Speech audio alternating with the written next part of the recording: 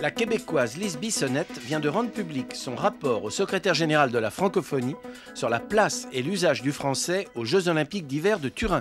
Le français est une langue toujours officielle, mais elle n'est certainement pas égale. C'est une langue officielle, mais seconde, ou dans certains cas, et c'était le cas aussi en partie à Turin, quand elle n'est pas seconde, elle est tierce, mais elle n'est jamais la langue première des Jeux.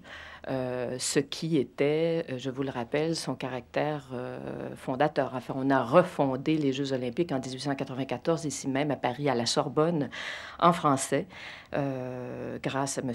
Pierre de Coubertin. Donc, c'est la langue originelle des Jeux, c'est sa langue fondatrice. Elle est toujours officielle, mais elle est seconde ou tierce dans son usage.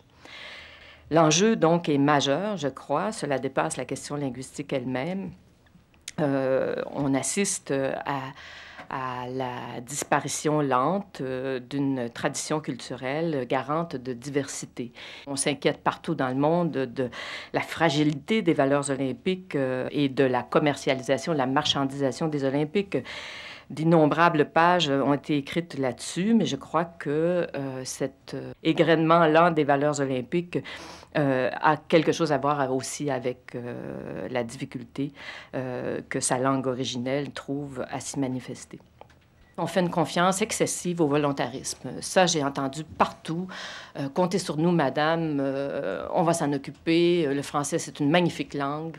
C'est une magnifique langue et on ne va pas la laisser mourir. Et puis, chacun proteste de sa bonne volonté et s'en remet aux circonstances. En ce qui concerne Turin, on m'a dit 1000 fois, vous savez, c'est l'ancien royaume de Savoie, tout le monde parle français à Turin, ça va bien se passer, tout le monde est bilingue, bon, il ne faut pas s'en faire.